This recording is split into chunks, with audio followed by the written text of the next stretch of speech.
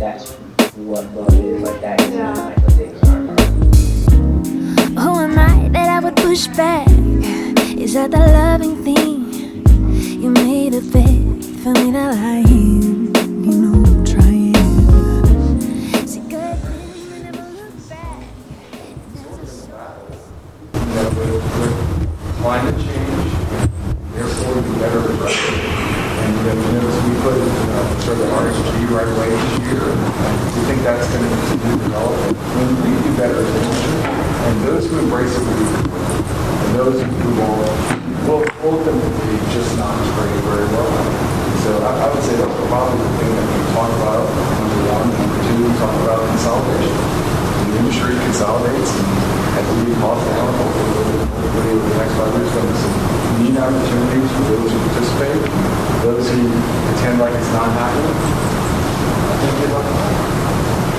Yeah, I know my opinion doesn't matter to my kids, but I think we're in the show me stage. I mean, I think this industry is demonstrating financial discipline, understanding that the new reality for investors is you need to deliver free cash flow, you need a clean balance sheet, you need to give that free cash flow to your investors in form of dividends. And if you don't do that, it's going to be a problem. So the question is will the industry continue to do that? Bringing the horsepower, we got people tell the right answers. We didn't realize you were doing Q&A for yourself. Good idea. I threw a softball. It's okay. Okay, good. Just so everyone knows, Nick Galasso, CEO Chesapeake, Winsing, CFO Chesapeake. I'm now turning my hat from being the speaker at this last event to Chesapeake's communications consultant. So anyway, here we go.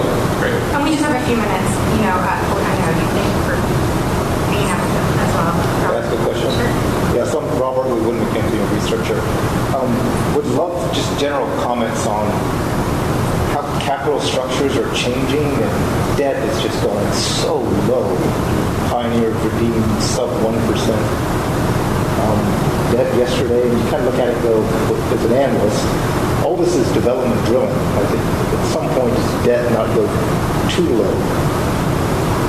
Yeah, I mean, I think it can. I think there is still a place for debt in the capital structure.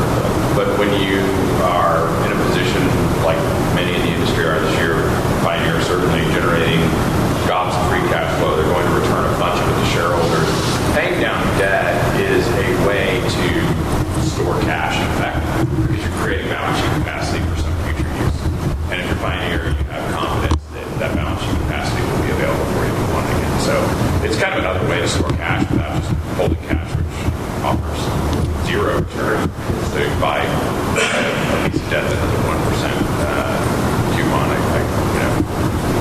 It's an interesting time for sure, but I don't think zero debt is the way to maximize return for shareholders over time. But clearly, the industry has rationalized its balance sheet in aggregate to a level that's much healthier, and probably across the board still has a little bit of room to go. We've said less than 1 times leverage is what matters to us, and there's a reason for that. If you think about what we're really saying with 1 times leverage is that if you hit the black swan event again, where prices fall apart, and you were to stop drilling, yes, you're going to have your cash flows decline, but there's a lag effect. And so you could effectively choose to pay off your debt with a year of cash flow. And that's a nice way to think about being able to sustain any kind of a shock to the system. And in the cyclicality of our industry, we think that's important. That bit of leverage does help you enhance return for shareholders. But you always can handle it if there is a shock.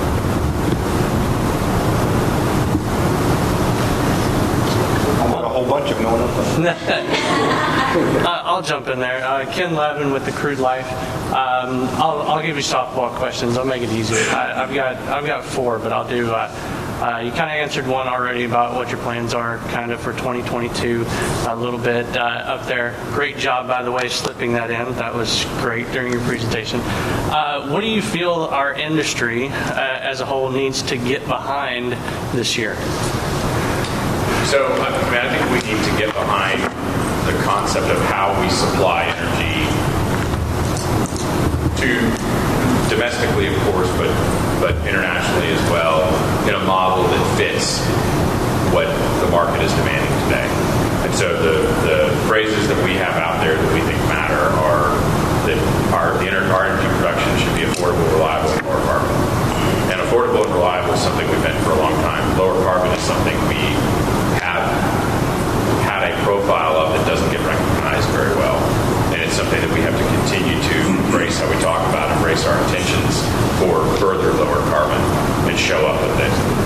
But we've got to have affordability and reliability at the same time. So that means that we are going to continue to produce at prices that are great and returns are great, and there's opportunities to grow in certain parts of portfolios. For us, as a whole portfolio, we won't see a tremendous amount of growth this year, but there are assets that will grow. And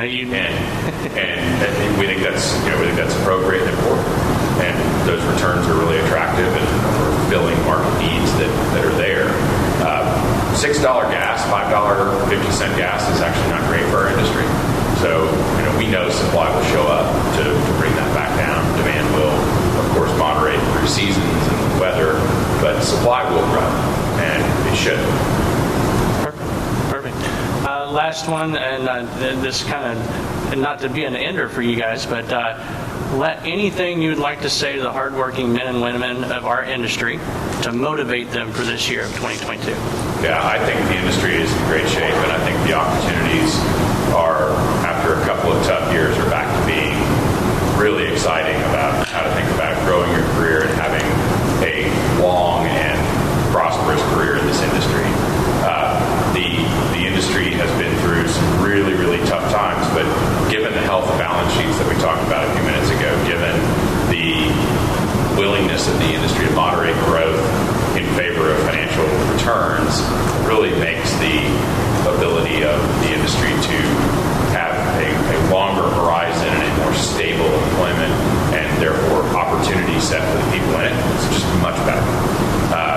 Returns are better. We will see compensation opportunities for our team improve. And then the only other piece of it that is always important when you're thinking about talking about the employee base as a whole is to remember that as we go through these times where activity comes back to the field, to be very careful and stay safe, because we do see a tick up in incidents, and that's something that has to stay front of mind for all of everybody in the field every day. Perfect. Thank you very much. Yeah. Michael, seeing you present over the years, I always love your creativity when you talk about M&A. I think back on the presentation you did at AAPG in Denver years back, which was wonderful. We think, some of my fellow Woodmac analysts, that a lot of the oil players probably don't have enough gas in their portfolio, to be honest, for the next decade or two. Like, what are some of the thoughts in your head about, hypothetically, a Pioneer and an EQT getting together? A lot of the oil companies may want a lot more gas. I have no idea what they're going to do. Okay. But we said that it's gas like I both commodities. Yeah. And because we did balance in it. And so when people think that we're just a gas company, we don't really do it that way. We think about consistent cash. We're in the cash business, and that's what we have to provide. So I think the other industry players will get there too. Like I look at Coterra, I think they're positioned. I think they got a really, really nice assets. I think we're going to see more of it. In fact, we're starting to see analysts say the same stuff. We saw JP Morgan just came out with that sort of comment just the other day. It says, we think it should be done. So Coterra, the market had a lack of appreciation for the Coterra announcement at the time, right? But we're probably contrarian on that deal in that we thought it was a great combination. I mean, if I could put it up there as, Notre Dame and Navy, kind of two great discipline and great guns coming together, but really you have two strong assets, and we believe very strongly in the ability to optimize capital across a portfolio when you have more than one place to put the money. It's just like a portfolio of stocks. If you have more than one stock in your portfolio, you can optimize returns with some diversification. And we think that's absolutely true of the portfolio of oil and gas assets. And we think they put together an interesting set of assets that the market should appreciate.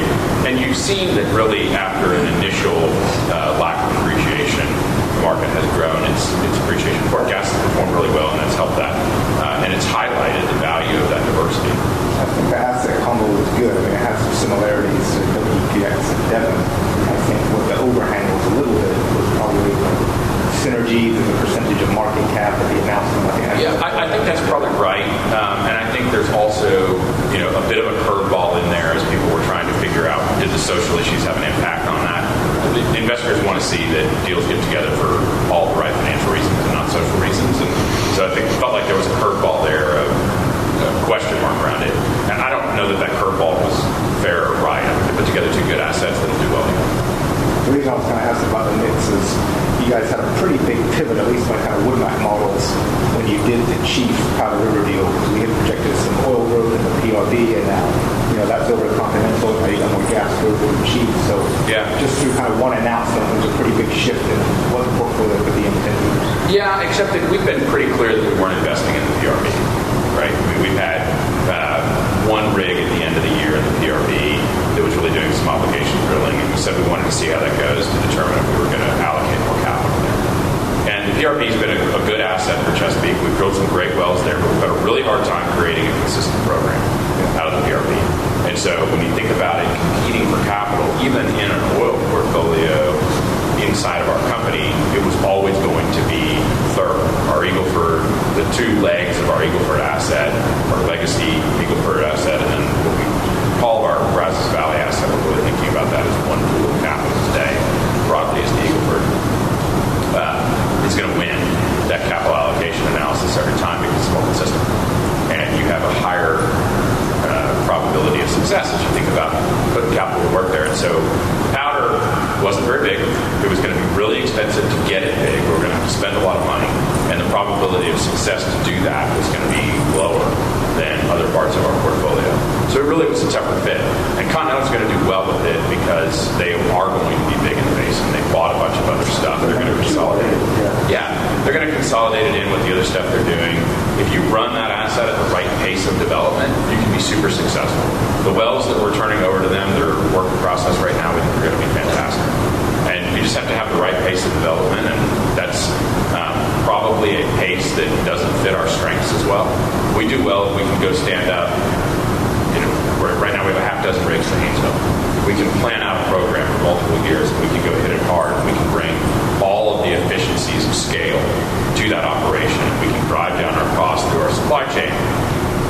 We can drive down our costs through the efficiency of how we operate all of those rigs at the same time, and optimizing all of the deployment of equipment as well as human resources and the technical learnings that come across all of that to bring all of that together and drive for lowest possible development cost, maximum possible deliverability. We do that well at scale. We don't do it as well for the way that we're set up to go run, one or two rigs for a few months, shut it down, think about it, do it again later. Just not as competitive for us. All the time we have. Thank you guys. It's a quick one. Okay. There was a Wall Street Journal article last week about the U.S. frac crews racing for the end of the shale boom, and it was kind of focused on all the operators who drilled up their tier 1 acres. There's nothing left. But I'm just kind of thinking about there's stacked pay zones. I know the Wolfcamp and Bubble Springs and all that. There's 10 stacked pay zones out there. Would y'all drill up other zones, or would you just only go for tier 1 Wolfcamp A block? Well, maybe I'll take a crack at it. So first of all, we are not in the Wolfcamp, right? Our portfolio, when you look at it, That's just what I know, so sure. Yeah. But the way we define it is we quantify premium inventory. And the way we define it is it has to have more than 50% rate of return at $2.50 gas price. We have lots of it. And the Chief acquisition that was just referenced, that added more inventory to it. So the assertion that core of the core tier 1 inventory is depleted isn't true. Just within the Appalachia, for example, we have more than 500 locations, which is wonderful radiators. We'll be busy drilling up in Marcellus for a while. We'll be busy in Haynesville for a week. That's where we have decades of drilling inventory as well. So within our portfolio, we don't think it's running out. And when you start tallying it up across all the different operators, I think there's still a lot of work.